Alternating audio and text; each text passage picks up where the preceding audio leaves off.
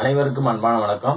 இந்த வீடியோ கிளிப்ல நம்ம பார்க்க போறோம் என்ன அப்படி பார்த்தா +1 தொகுதி 2 unit 11 okay. Fundamentals of organic chemistry அப்படிங்கறது வந்து கரிம வேதியியல் அடிப்படையில் அப்படிங்கிற பாடத்துல வந்து கார்பன் மற்றும் ஹைட்ரஜனை அளந்தறிதல் மட்டும் பார்ப்போம். அது தனிமங்களை அளந்தறிதல்ல வந்து கார்பன் மற்றும் ஹைட்ரஜனை வந்து அளந்தறிதல், சரியா? எடையறிதல் அப்படின்னு சொல்லுவோம். கார்பன் மற்றும் ஹைட்ரஜனின் எடையறிதல், கார்பன் மற்றும் எஸ்டிமேஷன் அப்படின்னு சொல்றது. கார்பன் மற்றும் ஹைட்ரஜனின் எடையறிதல், அளந்தறிதல் அப்படின்னு சொல்லலாம். சரியா? அளந்தறிதல் சொல்லலாம், எடையறிதல் சொல்லலாம், எப்படின்னாலும் சொல்லலாம். சரியா? அதாவது எஸ்டிமேஷன், சரியா? அதாவது வெயிட் கால்குலேஷன் அப்படின்னு சொல்லலாம். Estimation of carbon and hydrogen, சரியா? நம்ம முன்னாடி ஒண்ணு பார்த்தோம், ரிடக்ஷன் அப்படின்னு பார்த்தோம், அப்படிதானே? இது வந்து estimation of carbon and hydrogen, okay. Carbon and hydrogen இதுக்கு வந்து ஒரு அப்பாரட்டஸ் அமைப்பு கொடுத்துருக்கு. அதாவது இந்த கார்பன் மற்றும் ஹைட்ரஜனோட எடையை வந்து நம்ம எப்படி அளந்தறியுது அப்படின்னு பார்த்தா இதுக்கு உபகரணம் கொடுத்துருக்காங்க. இந்த உபகரணம் வந்து 3 பகுதிகளை கொண்டதா இருக்கு. 3 பகுதி, என்ன பகுதி அப்படிங்கறத மட்டும் வரைஞ்சு பார்த்துருவோம், சரிங்களா? எப்படிங்கறத எப்படி இருக்கு அப்படின்னு பார்த்தா இப்போ ஃபர்ஸ்ட், அதாவது 3 பகுதியில வந்து முதல் பகுதி என்னது அப்படின்னு பார்த்தா வச்சுக்கோங்க. முதல் பகுதி வந்து ஆக்சிஜன் வழங்கும் அமைப்பு அப்படின்னு சொல்றோம். ஆக்சிஜன் என்னது வழங்கும் அமைப்பு அப்படின்னு சொல்றோம். ஆக்சிஜன் வழங்கும் அமைப்பு, சரியா? இது வந்து ஃபர்ஸ்ட் அமைப்பு, சரியா? அதாவது ஆக்சிஜன் சப்ளை அப்படின்னு சொல்லக்கூடிய ஆக்சிஜன் சப்ளை இது எப்படி இருக்கு அப்படிங்கறத நம்ம ஸ்டடி பண்ணி பார்க்கணும். இந்த 3 அமைப்புகளும் சேர்ந்ததுதான் இதனுடைய அப்பாரட்டஸ், ஓகே. இதனுடைய உபகரண அமைப்பு. ரெண்டாவது என்ன இருக்கு அப்படின்னு பார்த்தா எரிக்குழாய் அப்படின்னு இருக்கும். கம்பஷன் டியூப் அப்படின்னு சொல்றோம். எரிக்குழாய், சரியா? அதாவது கம்பஷன் டியூப், என்னது கம்பஷன் டியூப் அப்படின்னு சொல்லக்கூடிய ஒரு அமைப்பு இருக்குது, அதை பார்க்கணும். மூணாவது என்ன அப்படின்னு பார்த்தா உறிஞ்சும் உபகரணம். மூணாவது என்னது அப்சார்ப்ஷன் அப்பாரட்டஸ், சரியா? உறிஞ்சும் உபகரணம், சரியா? உறிஞ்சும் உபகரணம், அப்சார்ப்ஷன் அப்பாரட்டஸ், சரியா? அப்சார்ப்ஷன் அப்பாரட்டஸ் அப்படின்னு சொல்லக்கூடியது. இப்ப இதை நம்ம நினைச்சோம் வரைஞ்சு பார்க்கணும். சரி, இப்ப இதை வரைஞ்சு பார்த்துருமா? இப்போ இதுக்கு வந்து நம்ம எப்படி முதல்ல வந்து இந்த ஆக்சிஜன் வழங்கும் அமைப்பை வந்து வரையணும். எப்படி இருக்கு அப்படிங்கறத பார்ப்போம். அந்த ஆக்சிஜன் வழங்கும் அமைப்பு எப்படின்னு பாருங்க. இப்போ சரியா, இந்த மாதிரி இதுல வந்து H2SO4 இருக்கு. இதுல என்ன இருக்கு? H2SO4 வந்து இப்ப நம்ம ஆக்சிஜன் தான் என்ன சொல்றோம். இப்ப நான் வந்து ஆக்சிஜன் வழங்கும் அப்படின்னா பியூர் ஆக்சிஜன் நம்ம என்ன செய்யணும், மாத்தணும். இப்ப நான் ஆக்சிஜன் என்ன பண்ண போறேன் அப்படின்னு பார்த்தா இந்த H2SO4 வழியா பாஸ் பண்றேன். ஆக்சிஜன் என்ன பண்ண போறேன், ஆக்சிஜன் வாயு, சரியா? ஆக்சிஜன் வாயு இந்த H2SO4 வழியா செலுத்தும் போது இதோட ஈரப்பதம் நீக்கப்படுது. ஃபர்ஸ்ட் என்னது, ஈரப்பதம் நீக்கப்படுது, சரியா? மாய்ச்சர் என்ன பண்ணுறது, நீக்கப்படுகிறது. ஈரப்பதம் நீக்கப்படுதல் நடக்குது. எங்க அப்படின்னு பார்த்தா முதல்ல ஆக்சிஜன் வாயுவை நான் என்ன பண்ண போறேன் அப்படின்னு பார்த்தா இது வழியா என்ன செய்யறேன், பாஸ் பண்றேன். பாஸ் பண்ணும்போது H2 குமிழிகள் ஏற்படுமாறு செலுத்தப்படுகிறது அப்படின்னு சொல்றாங்க. குமிழிகள் ஏற்படுமாறு செலுத்தப்படுகிறது. அப்படி H2SO4 வந்து is allowed to bubbles, சரியா? அதாவது oxygen case passed through H2SO4 is allowed to bubbles, சரியா? குமிழிகள் ஏற்படுமாறு செலுத்தப்படும் போது மாய்ச்சர் இஸ் ரிமூவ்டு. மாய்ச்சர் என்ன ஆகுது, ரிமூவ் ஆகுது. மாய்ச்சர் கேன் பி ரிமூவ்டு, சரியா? இப்ப வந்து நம்ம இது வழியா செலுத்தும் போது மாய்ச்சர் ரிமூவ் ஆயிடுது, சரியா? அப்ப நமக்கு வந்து ஈரப்பதம் நீக்கப்பட்ட கார்பன் டை ஆக்சைடு வெளியே வருது. ஈரப்பதம் நீக்கப்பட்ட கார்பன் டை ஆக்சைடு வெளியே வருது. இது நேரா எங்க போகுது அப்படின்னு பார்த்தா ஒரு யுவடிவ குழாயில போய் சேரும், சரியா? இந்த இதுல போய் சேருது ஒரு யுவடிவ குழாய், சரியா? இந்த யுவடிவ குழாய் என்ன இருக்கு அப்படின்னு பார்த்தா NaOH கால்சியம் ஆக்சைடு இருக்கு. NaOH மற்றும் கால்சியம் ஆக்சைடு, சரியா? இது பேர் வந்து சோடா சுண்ணாம்பு அப்படிங்கிறது. இது பேர் என்னது, சோடா சுண்ணாம்பு, சோடா லைம் கேள்விப்பட்டிருக்கீங்களா? சோடா லைம், சரியா? இப்ப என்னது, சோடா லைம். இது என்ன பண்ணுது அப்படிங்கறது பார்க்கணும். இந்த சோடா லைம் என்ன பண்ணுது அப்படின்னு பார்த்தா ஒண்ணு இல்ல, இது வந்து கார்பன் டை ஆக்சைடு ரிமூவ் பண்ணுது. என்ன பண்ணுது? அதுல உள்ள கார்பன் டை ஆக்சைடு என்ன செய்யும்? ரிமூவ் பண்ணிரும். அப்ப நமக்கு வந்து இந்த இடத்துல என்ன நடக்குது அப்படிங்கறத மட்டும் நீங்க நோட் பண்ணி வச்சுக்கோங்க. சரியா? அப்ப அந்த சோடா லைம், சரியா, இது வந்து அந்த ஆக்சிஜனில் உள்ள கார்பன் டை ஆக்சைடு நீக்கப்படுது. சரியா? கார்பன் டை ஆக்சைடு நீக்கப்படுது. Carbon dioxide is removed. சரியா? இப்ப இதுதான் என்ன ஆகுது அப்படின்னு பார்த்தா, இது வந்து ஆக்சிஜன் O2 ஃப்ரீ ஃப்ரம் என்னது சொல்லலாம், நீங்களே சொல்லலாம். Free from moisture and carbon di oxide. கரெக்டா? ஈரப்பதம் மற்றும் கார்பன் டை ஆக்சைடு நீக்கப்பட்ட ஆக்சிஜன். சரியா? Free from carbon di oxide and moisture. Okay, ஈரப்பதம் மற்றும் கார்பன் டை ஆக்சைடு நீக்கப்பட்ட என்னது ஆக்சிஜன் வாயு. இதுதான் நேரம் எங்க போகுது அப்படின்னு பார்த்தா, எரிதல் குழாய் அப்படின்னு ஒண்ணு இருக்கு. அந்த எரிதல் குழாய் எப்படி இருக்குன்னு பாத்துக்கங்க. இந்த மாதிரி நீண்ட இருபுறமும் திறந்த அமைப்புடைய இருபுறமும் திறந்த அமைப்புடைய hard glass test tube. Hard glass test tube கடினமான கண்ணாடியால் ஆன குழாய். சரியா? அப்போ வந்து இது கடினமான கண்ணாடி குழாய். சரியா? கண்ணாடி குழாய், ஹார்டு கிளாஸ் டெஸ்ட் டியூப். சரியா? இப்ப இதுல என்ன பார்த்தா, இப்ப வந்து ஆக்சிஜன் வந்து என்ன எங்க போகுது? என்னது? O2 free from carbon di oxide and moisture. Okay, இப்ப இதுல என்னன்னா, அப்போ அந்த ஓபன் என்ற க்ளோஸ் பண்ணிக்கணும். இது வந்து க்ளோஸ் ஆயிடும். இருபுறமும் ஓபனா இருக்கும், அது க்ளோஸ் பண்ணிடணும். ஏற்கனவே என்ன சொல்றாங்கன்னா, இந்த இதை வந்து செட்டப்பை வந்து நம்ம என்ன செய்யணுமா, இவ்வளவு வாயுக்கள் எதுவுமே இல்லாத அளவுக்கு இதை ஹீட் பண்ணி நம்ம என்ன செஞ்சிடணும். ஆமா, உலர்ந்த நிலையில் வச்சுக்கணும் அப்படிங்கறத சொல்றாங்க. முதல்ல உலர்த்தணும். இப்போ இதுல என்னதான் இருக்கு? இதுக்கு பேர் என்னன்னா எரிதல் குழாய். அப்படிங்கிற இதுல என்ன இருக்குன்னா, முதல்ல வந்து என்ன இருக்கு அப்படின்னு பார்த்தா, காப்பர் ஆக்சைடு, காப்பர் சுருள் ரெண்டு பக்கம் இருக்கும். காப்பர் ஆக்சைடு வந்து இருபுறமும் வைக்கப்பட்டிருக்கும். சரியா? இந்த இடத்துலயும் போட்டுக்காங்க காப்பர் ஆக்சைடு சுருள். சரிங்களா? காப்பர் ஆக்சைடு சுருள், இது பேர் என்னது? காப்பர் ஆக்சைடு சுருள். சரியா? CO சுருள். அதாவது இது என்ன பண்ணுது அப்படின்னு பார்த்தா, காப்பர் ஆக்சைடு சுருள் இருக்கு. அதுக்கப்புறம் என்னன்னா, ஒரு பீங்கான் கிண்ணம். இதுலதான் என்ன இருக்கும்? கரிம சேர்மம் இருக்கும். ஞாபகம் வச்சுக்கணும். இதுலதான் என்ன இருக்கும்? நம்ம ஆர்கானிக் காம்பவுண்ட் இதுலதான் எடுத்துக்கணும். அப்ப என்ன சொல்லலாம்? எடையறியப்பட்ட கரிம சேர்மம் உள்ள பீங்கான் கிண்ணம் அப்படின்னு சொல்லலாமா? எடையறியப்பட்ட கரிம சேர்மம், ஆர்கானிக் காம்பவுண்ட். சரியா? கரிம சேர்மம் உள்ள பீங்கான் கிண்ணம். சரியா? பீங்கான் கிண்ணம் அப்படி சொல்லலாமா? வந்து போர்சிலைன் பிளேட். சரியா? the noun weight of organic compound is taken in a porcelain plate. சரி, அந்த பிளேட்ல எடுத்துக்கணும். அடுத்து என்னன்னா, காப்பர் ஆக்சைடு துருவல் இருக்கு. அது காப்பர் ஆக்சைடு துருவலை என்ன செய்யறோம்? அந்த இடத்துல தூவி விட்டுரும். காப்பர் ஆக்சைடு துருவல். சரியா? மொத்த அமைப்பு வந்து ஒரு உலையில வைக்கப்பட்டிருக்கு. காப்பர் ஆக்சைடு துருவலை, காப்பர் ஆக்சைடு துருவல் பேலட்ஸ், காப்பர் ஆக்சைடு துருவல் துகள்கள். சரியா? இது மொத்த அமைப்பு ஒரு உலையில கொண்டு வச்சிடறோம். இதுல வந்து பர்னர் வச்சு நம்ம என்ன செய்யறோம்? எரிவாயு. இப்ப என்னன்னா, இந்த ஆர்கானிக் காம்பவுண்ட்ஸ் ஹீட் பண்ணதுக்கு, ஆர்கானிக் காம்பவுண்ட்ஸ் வந்து நம்ம ஹீட் பண்ணதுக்கு நம்ம கரெக்டா என்ன செய்யணும்? ஒரு பர்னர் இந்த இடத்துல வச்சுக்கோம். ஆர்கானிக் காம்பவுண்ட்ஸ் ஹீட் பண்ணதுக்கு வந்து எரிவாயு பர்னர். இது பேர் என்னது? Case burner. எரிவாயு பர்னர் வந்து கேஸ் பர்னர். இது பேர். இதை வச்சு நம்ம என்ன செய்யறோம்? ஹீட் பண்றோம். ஏற்கனவே உலையில இருக்கு. நம்ம எரிவாயு வச்சு ஹீட் பண்ணும்போது என்ன ஆகும்? நல்லா இப்ப வந்து இந்த கரிம சேர்மம் எரிக்கப்படும் போதோ இதனுடைய வேலை என்ன தெரியுமா? இது பேர் என்ன? காப்பர் ஆக்சைடு சுருள். இரு பக்கமும் இருக்கு. இதுல இருந்து நம்ம உருவாக்கக்கூடிய வினைவிளை பொருள் வந்து தங்கமா போயிடக்கூடாது. அந்த பேக்வேர்டு டிஃபியூஷனை இது என்ன பண்ணுது? பிரிவென்ட், தடுக்குது. அதாவது வினைவிளை பொருட்கள் பின்னோக்கி போயிடக்கூடாது. எங்க வரணும்? முன்னோக்கி வரணும்.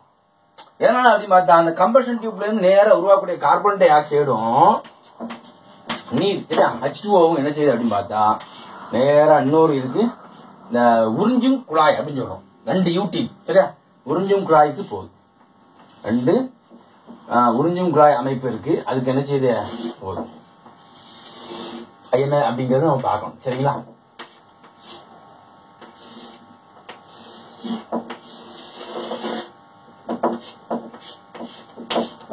இன்னொன்று வந்து கால்சியம் குளோரைடு காப்பு குழாய். என்னது? கால்சியம் குளோரைடு காப்பு குழாய் எல்லாம் அடைச்சிடும். நல்லா கவனிங்க.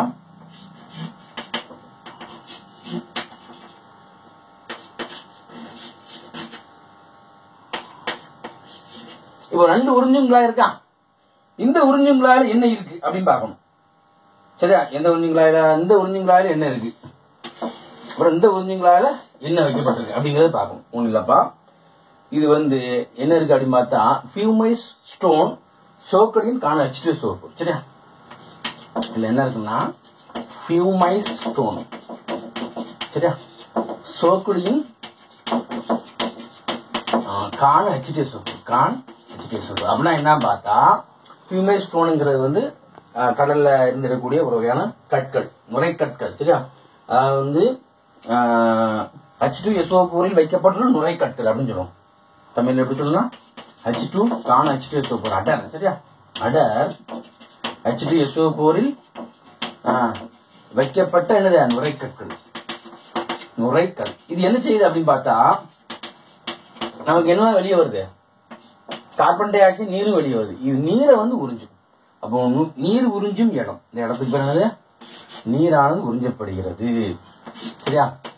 நீர் உறிஞ்சுதல் நடக்கும், இந்த இடத்துல நடக்கும். நீர் உறிஞ்சுதல் வந்து இந்த இடத்துல நடக்கும். சரியா? இந்த இடத்துல என்ன இருக்கு? ஃபியூமைஸ் ஸ்டோன் சோக்கடியின் காண H2SO4 அடர் H2SO4 வைக்கப்பட்டுள்ள நுரைக்கல் அப்படிங்கறத மறந்துடாது. ஏன்னா இதுல என்ன இருக்கு அப்படின்னு பார்த்தா,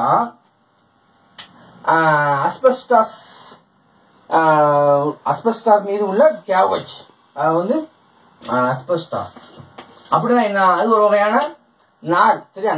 நாரை கொண்டு போய் என்ன செஞ்சிருக்கோம்? கேவச்ல நாரை எடுத்துக்கிட்டு அதுல கேவச்சை ஊத்தி வச்சிருக்கோம். பொட்டாசியம் ஹைட்ராக்சைடு கரைசல ஊத்தி வச்சிருக்கோம் நார். சரியா? அப்போ அஸ்பெஸ்டாஸ் மீது கேவச் கரைசல். சரியா?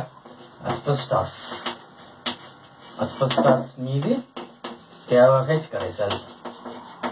கரைசல் வந்து கொஞ்சம் செறிவு அதிகமா இருக்கும். இந்த கரைசலுடைய செறிவு கொஞ்சம் அதிகமா இருக்கும். சரியா? அப்போ வந்து கேவச், the concentrated KOH solution in asbestos. Concentrated KOH solution in asbestos. சரியா? concentrated KOH solution. சரியா? என்னது? asbestos. asbestosங்கிறது ஒரு வகையான நார். சரியா? அந்த நாரை நம்ம என்ன செய்யலாம்? KOH solution ஊத்தி வச்சிருக்கோம். இது ஒரு யூடிப். இதுல என்ன இருக்கு அப்படின்னு பார்த்தா, நீரானது உறிஞ்சப்படுதல் நடக்கும். இந்த இடத்துல என்ன உறிஞ்சப்படுது? நீர் உறிஞ்சப்படுது. சரியா? இங்க தான் சார், இங்க வந்து கார்பன் டை ஆக்சைடு உறிஞ்சப்படுது. ஏன்னா நீர் என்ன செஞ்சுட்டு இந்த இதுல உறிஞ்சப்படுது. அப்ப கார்பன் டை ஆக்சைடு உறிஞ்சுதல் நடக்கும். கார்பன் டை ஆக்சைடு உறிஞ்சுதல். ஓகே, இந்த இடத்துல நடக்கும் கார்பன் டை ஆக்சைடு. அப்ப இது என்ன அப்படின்னு பார்த்தா, நீரற்ற கால்சியம் குளோரைடு உள்ள குழாய், காப்பு குழாய் அப்படின்னு சொல்லுவோம். நீரற்ற என்ன இருக்கும்? CaCl2. சரியா? கார்டு டியூப் அப்படின்னு சொல்லுவோம். இது என்னது? கார்டு டியூப், காப்பு குழாய். நீரற்ற கால்சியம் குளோரைடு உள்ள ஒரு காப்பு குழாய். இது என்ன பண்ணுது தெரியுமா? அட்மாஸ்பியர்ல இருந்து வரக்கூடிய ஆக்சிஜனை வந்து தடுத்து நிறுத்திடும். உங்க உள்ள வழி வந்துடக்கூடாதுப்பா, உள் வழி என்ன செய்யக்கூடாது? அட்மாஸ்பியர்ல இருந்து வாய்க்குள் உள்ள வந்துடக்கூடாதுல்ல, அதை தடுக்கும். அப்போ டு பிரிவென்ட் என்னது? அட்மாஸ்பியரிக் ஏர். அப்படிதானே? டு பிரிவென்ட் என்னது? அட்மாஸ்பியரிக் ஏர். சரியா? ஆக்சிஜன், அதாவது ஆக்சிஜன் கூட சொல்லணும், அட்மாஸ்பியரிக் ஆக்சிஜன். சரியா? அப்போ வந்து ஒவ்வொன்றையும் பத்தி நம்ம சொல்லியாச்சு. இதை வந்து என்ன விஷயம் அப்படின்னு பார்த்தா, இந்த பாருங்க, நல்லா கவனிங்க. இந்த அமைப்புக்கு பேர் என்ன அப்படின்னு பார்த்தா, நான் வளர்ந்துருக்கேன்ல, இந்த அமைப்பு தான் என்னது அப்படின்னு பார்த்தா, என்னது? ஆக்சிஜன் வழங்கும் அமைப்பு. அதாவது ஆக்சிஜன் ஆனது, நல்ல கவனிங்க, ஆக்சிஜன் வாயுவானது H2SO4 வழியே குமிழிகள் ஏற்படுமாறு என்ன செய்து செலுத்தப்படுகிறது. அதாவது oxygen supplied through H2SO4 allowed through bubbles. சரியா? So it is free from moisture. moisture வந்து நீக்கப்படுகிறது. The moisture is removed. Then oxygen என்ன செய்யுது அப்படின்னு பார்த்தா, நேரம் எங்க போகுது அப்படின்னு பார்த்தா, யுவோடியோ குழாய்க்கு போகுது. இந்த யுவோடியோ குழாய் இது வந்து யுவோடியோ குழாய்க்கு செலுத்தப்படுகிறது. யுவோடியோ குழாயில் என்ன இருக்கு பார்த்தா, சோடா சுண்ணாம்பு, சோடியம் ஹைட்ராக்சைடு மற்றும் கால்சியம் ஆக்சைடு உள்ள சோடா சுண்ணாம்பு உள்ள யுவோடியோ குழாயில் செலுத்தப்படுகிறது. செலுத்தப்படும் போது கார்பன் டை ஆக்சைடு நீக்கப்படுகிறது. கார்பன் டை ஆக்சைடு நீக்கப்படுகிறது. அப்போ இவ்வாறு வெளிவரக்கூடிய இந்த ஆக்சிஜன் வாயு நம்ம வந்து அனலைஸ் பண்ணி பார்த்தா, அதுல என்ன இல்ல? ஈரப்பதமும் இல்ல, கார்பன் டை ஆக்சைடு இல்ல, சரியா? Moisture removed, carbon di oxide remove. இந்த அமைப்புக்கு பேர் தான் என்ன அப்படி பார்த்தா, இந்த அமைப்பு இருக்குல்ல, இந்த அமைப்பு இது ஃபுல்லா இதுல இருந்து ஆரம்பிச்சு இது ஃபுல்லா என்னது அப்படின்னு பார்த்தா கம்பஷன், எரிதல் குழாய் இருக்கா, கம்பஷன் டியூப், எரி குழாய் அப்படின்னு பேரு. இது ஃபுல்லதுக்கு பேரு எரி குழாய் அப்படின்னு பேரு. எரி குழாயில என்ன இருக்கு அப்படிங்கறத நம்ம சொல்லணும், நல்லா கவனிச்சுக்கிட்டா. அதாவது எரி குழாய் அப்படிங்கிறது வந்து கடினமான கண்ணாடியால் ஆன இருபுறமும் திறந்த அமைப்புடைய குழாய். ரெண்டு பக்கமும் திறந்துதான் இருக்கும். நம்ம தான் என்ன செஞ்சிருக்கோம், அதை வந்து இந்த உறிஞ்சும் குழாயோட இந்த பக்கம் கனெக்ட் பண்ணிருக்கோம், இந்த பக்கம் என்ன பண்ணுங்க மூடி இருக்கும், சரியா? அப்போ இருபுறமும் திறந்த அமைப்புடைய கடினமான கண்ணாடி குழாய். இந்த இருபுறமும் என்ன செய்யுது அப்படின்னு பார்த்தா ஆக்சிஜனேற்றம் அடையப்பட்ட காப்பர் சுருள், அது காப்பர் ஆக்சைடு சுருள் அப்படின்னு சொல்லுவோம். காப்பர் ஆக்சைடு சுருள், ஆக்சிஜனேற்றம் அடையப்பட்ட காப்பர் சுருள், காப்பர் ஆக்சைடு சுருள். இதுக்கு அடுத்து என்ன இருக்கு அப்படின்னு பார்த்தா எடை அறியப்பட்ட கரிமச்சேர்மம் உள்ள பீங்கான் கிண்ணம் இருக்கும். இந்த இடத்துல எடை அறியப்பட்ட கரிமச்சேர்மம் உள்ள பீங்கான் கிண்ணம். அதுக்கப்புறம் என்ன இருக்கு அப்படின்னு பார்த்தா காப்பர் ஆக்சைடு சுருள். இந்த மொத்த அமைப்புமே ஒரு உலையில வைக்கப்பட்டிருக்கு, சரியா? அப்புறம் வந்து எரிவாயு பர்னர் மூலமா வெப்பப்படுத்தப்படுகிறது, கேஸ் பர்னர். ஓகே, இந்த எரிதல் குழாய் வந்து நம்ம வந்து இந்த அமைப்பு நம்ம எக்ஸ்பெரிமெண்ட் தொடங்கிறதுக்கு முன்னாடி என்ன செய்யணுமா, முதல்ல வந்து நம்ம வந்து உலர்த்துதல் நடத்தணும், ட்ரை பண்ணணும். என்ன அப்படின்னு பார்த்தா எரி குழாயை மட்டும் முதல்ல வச்சு ஹீட் பண்ணிட்டு இதுல உள்ள வாயுக்கள் எதுவுமே இல்லாத அளவுக்கு நம்ம என்ன செய்யணும், இதை வந்து ட்ரையிங் பண்ணிட்டு தான் நம்ம என்ன செய்யணும், இதெல்லாம் ஃபிட் பண்ணணும். ஓகே, சோ எரிவாயு பர்னர் மூலமா. அடுத்து என்ன பார்த்தா இந்த அமைப்பு இருக்குல்ல, இந்த இருக்குல்ல, இந்த அமைப்புக்கு பேர் என்ன அப்படின்னு பார்த்தா இந்த அமைப்புக்கு பேர் தான் என்னது, உறிஞ்சுதல் அமைப்பு, சரியா? இது பேர் என்னது, உறிஞ்சும் உபகரணம். இது பேர் என்னது, உறிஞ்சும் உபகரணம். இந்த உறிஞ்சும் உபகரணத்தை என்னென்ன இருக்கு பாருங்க. ஃபர்ஸ்ட் ஒரு யூடியூப் இருக்கு, யூஓடிஓ குழாய். அது வந்து அடர் H2SO4 வைக்கப்பட்ட நுரைக்கல், சரியா? The fumous stone soaked in can H2SO4, சரியா? இது வந்து எதை உறிஞ்சுது அப்படின்னு பார்த்தா நீரை மட்டும் என்ன செய்யும், உறிஞ்சும். அது ஞாபகம் வச்சுக்கலாம். அடுத்து இன்னொரு யூஓடிஓ குழாய் இருக்கு. இது ஆஸ்பெஸ்டாஸ் மீது உள்ள கேஓஹெச் கரைசல், அதாவது concentrated KOH solution in asbestos. Okay, இதுல வந்து என்ன உரியப்படுது, கார்பன் டை ஆக்சைடு உரியப்படுது, கார்பன் டை ஆக்சைடு உறிஞ்சுதல் நடக்குது. இதுக்கப்புறம் என்ன இருக்கு அப்படின்னு பார்த்தா கால்சியம் குளோரைடு கார் டியூப், சரியா? காப்பு குழாய், நீரற்ற கால்சியம் குளோரைடு பவுடர் ஃபார்ம்ல இருக்கும் காப்பு குழாய் அப்படின்னு பேரு. இது வந்து என்ன செய்யுதுன்னா அட்மாஸ்பியர்ல இருந்து ஆக்சிஜன் வெளிவராத அளவுக்கு, ஆக்சிஜன் உள்ளே வராத அளவுக்கு தடுத்து நிறுத்தக்கூடியதா இருக்கு அப்படிங்கறத பார்க்கணும், சரியா? சரி, இப்ப அடுத்து என்ன பார்க்க போறோம் அப்படின்னு பார்த்தா இதனுடைய செய்முறை விளக்கத்தை பார்க்கணும். இதை அழைச்சிக்கலாமா? இதனுடைய செய்முறை விளக்கம் எப்படி இருக்கு அப்படின்னு அப்ப வந்து இதுல 3 அமைப்புகள் நம்ம பார்த்தாச்சு. செய்முறை என்ன இருக்கு அப்படின்னு பார்த்தா நல்லா கவனிங்க. செய்முறையில வந்து கரிம சேர்மத்தை எடுத்துக்கிறேன், CXHY. இது என்னது, கரிம சேர்மம். இது வந்து எரியுது, ஆக்சிஜனோட சேர்ந்து என்ன செய்யுது, எரிதல் நடக்கு. கரிம சேர்மம் வந்து ஆக்சிஜன் உள்ள வருது, எரிதல் நடக்கு, சரியா?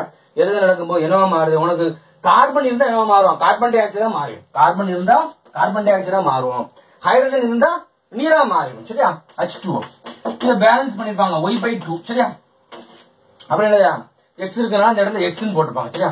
இது வந்து ஒரு பேலன்ஸ் ஈக்குவேஷன் புத்தகத்தில் கொடுத்துருக்கு. அப்போ வந்து அதாவது கரிம சேர்மத்தை வந்து நம்ம என்ன செய்யணும் அப்படின்னு பார்த்தா எரிதல் குழாயில எடுத்துக்கும்.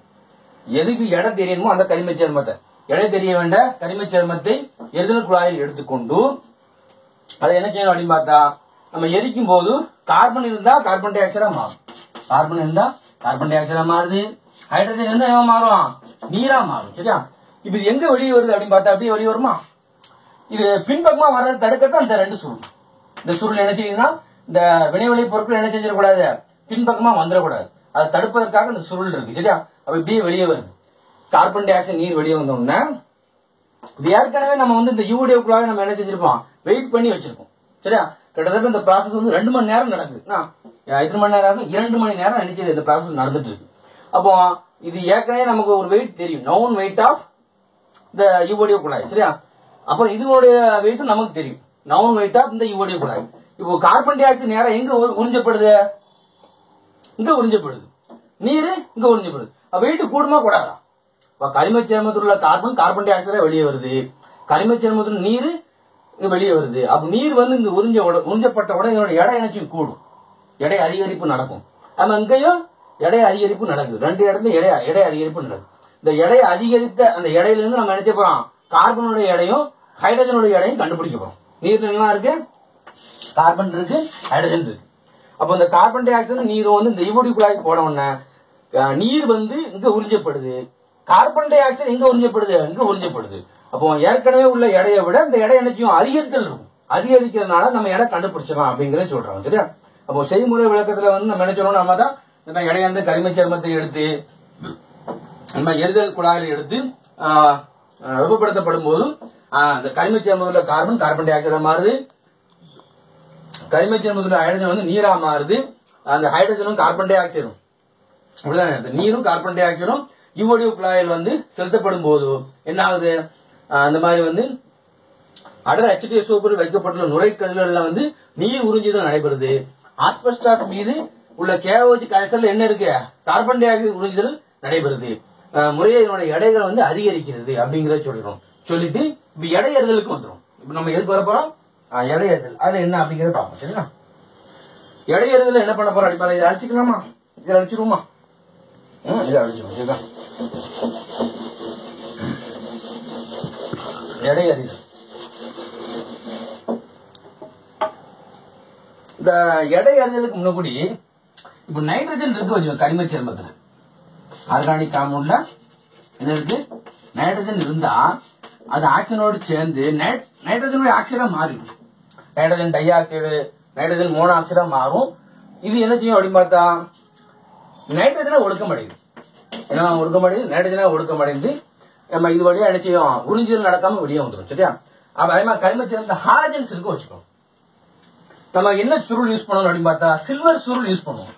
ஹாலஜனுக்கு என்ன சுருள் யூஸ் பண்ணணும், சில்வர் சுருள். இது வந்து ஹாலஜன் அந்த ஹாலைடா என்ன செய்யும், மாத்திடும். இது நம்ம என்ன செய்யலாம், உறிஞ்சுதல் இல்லாம வெளியே வந்துடும். சரியா? சரி, சல்பர் இருக்கு வச்சுக்கோ. சல்பர் இருக்கும் வச்சு, கரிம சேர்மத்தில் என்ன இருக்கு, சல்பர். சல்பர் இருந்தா லெட் குரோமேட் இருக்கும். நம்ம சுருள் இந்த காப்பர் சுருள் பாரு என்ன இருக்கணும், லெட் குரோமேட் சுருள். சரியா? லெட் குரோமேட் சுருள் எடுத்துக்கிட்டா லெட் சல்பேட் ஃபார்ம் ஆகும்.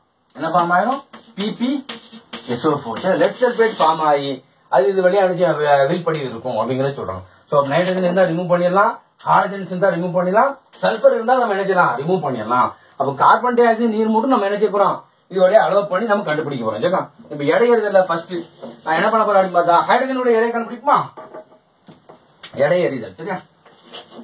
எடையறிதல் சேர்த்து எழுதணும்னா இந்த எடையறிதல்ல வந்து ஹைட்ரஜனின் எடையை அறிதல். சரியா?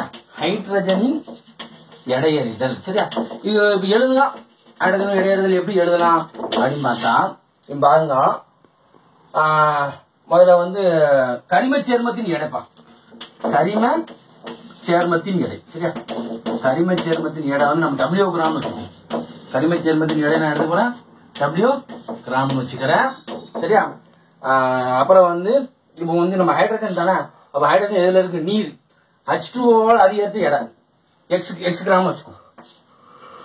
H2O நீரால் அதிகரித்த எடை. சரியா? என்ன புரியுதா இல்லையா? நீரால் அதிகரித்த எடைங்கிறது என்னன்னா அப்படின்னு பார்த்தா, அதாவது the weight increase to waterனா from water, வாட்டர்ல இருந்து வந்து நீர் வந்து இங்க உறிஞ்சுதல் நடக்கு. ஏற்கனவே நம்ம இதை வந்து வெயிட் பண்ணிருப்போம், இதோட வெயிட் நமக்கு தெரியும்.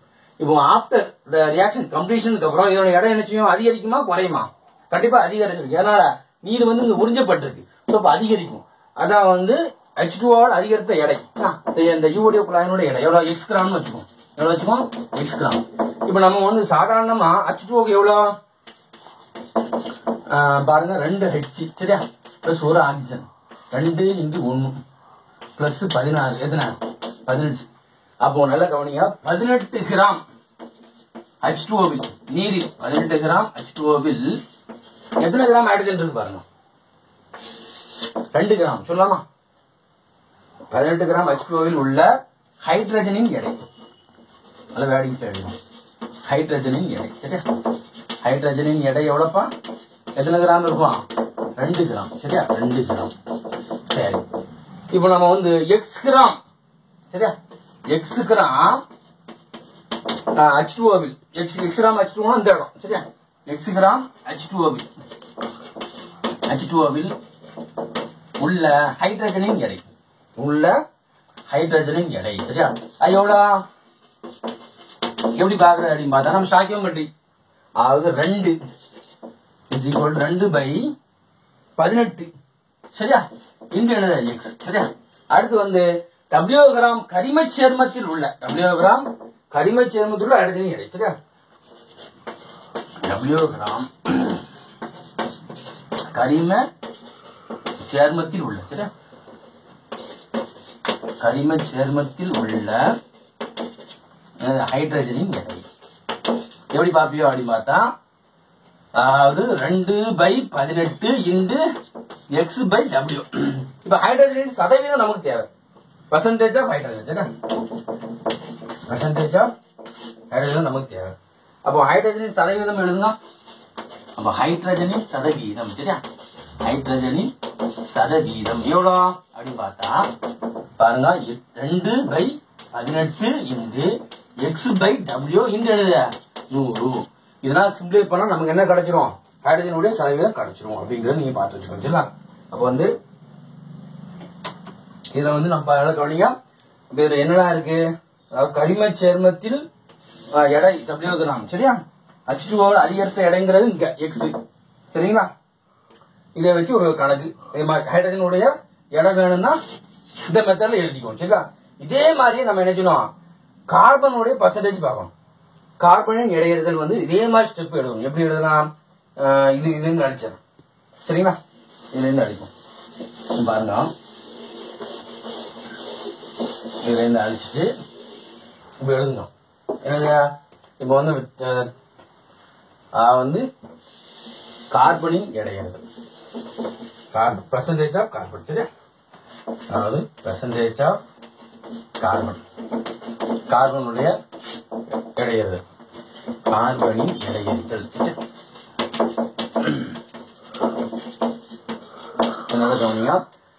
கரிம சேர்மத்தின் எடை W கிராம்.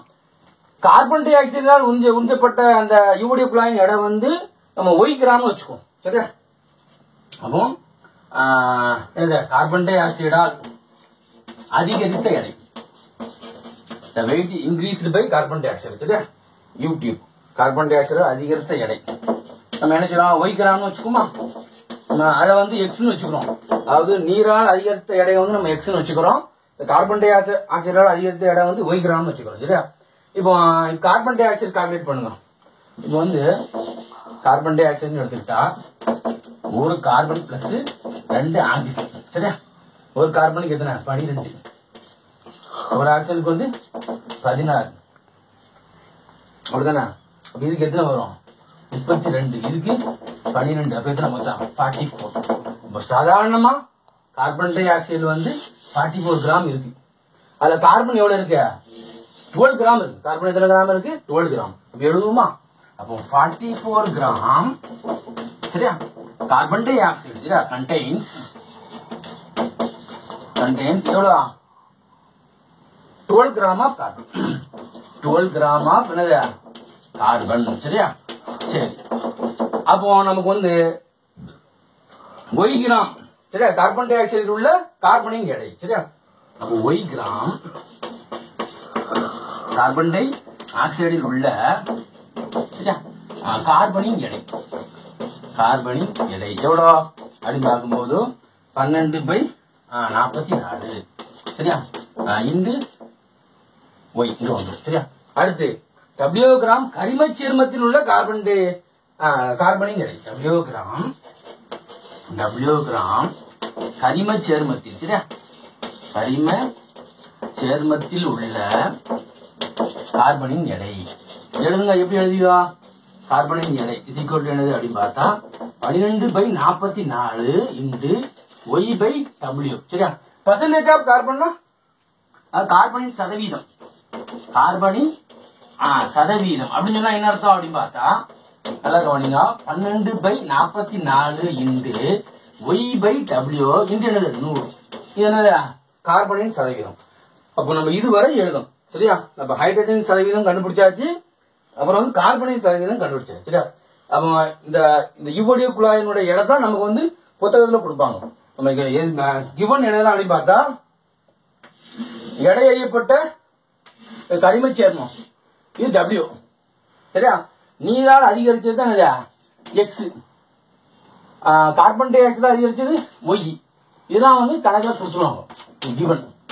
நம்ம என்ன செய்யணும், கார்பனுடைய பர்சன்டேஜும் அப்புறம் என்னது இது கார்பனுடைய பர்சன்டேஜ், இது ஹைட்ரஜனுடைய பர்சன்டேஜ் நம்ம கண்டுபிடிக்கணும். சரிங்களா? சோ இப்ப இதை வச்சு ஒரு கணக்கு பார்த்துருவோம். சரிங்களா? நம்ம என்ன செய்யணும், இதை வச்சு ஒரு கணக்கு அப்ளை பண்ணி பார்க்கணும். புத்தகத்திலே கொடுக்கப்பட்டிருக்க ஒரு கணக்கு.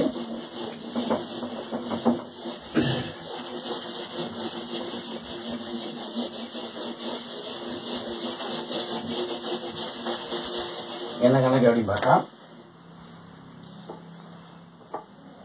கரிம சேர்மத்தின் எடை எவ்வளவு அப்படின்னு பார்த்தா 0.26 கிராம். சரியா? ப்ராப்ளம் சரியா? கரிம சேர்மத்தின் எடை, அதாவது வெயிட் ஆஃப் ஆர்கானிக் காம்பவுண்ட். சரியா? கரிம சேர்மத்தின் எடை, கரிம சேர்மத்தின் எடை 0.26 கிராம். சரிங்களா? அப்புறம் என்னது அப்படின்னு பார்த்தா நீரின் எடை. சரிங்களா? நீரின் எடை எவ்வளவு பார்த்தா 0.039 கிராம் கொடுக்குது. ஓகே. அடுத்து கார்பன் டை ஆக்சைடின் எடை எவ்வளவு அப்படின்னு பார்த்தா 0.245. சரியா? CO2வின் எடை 0.246 கிராம். சரிங்களா? இப்போ எதை கண்டுபிடிக்கணுமா, கார்பன் மற்றும் ஹைட்ரஜன்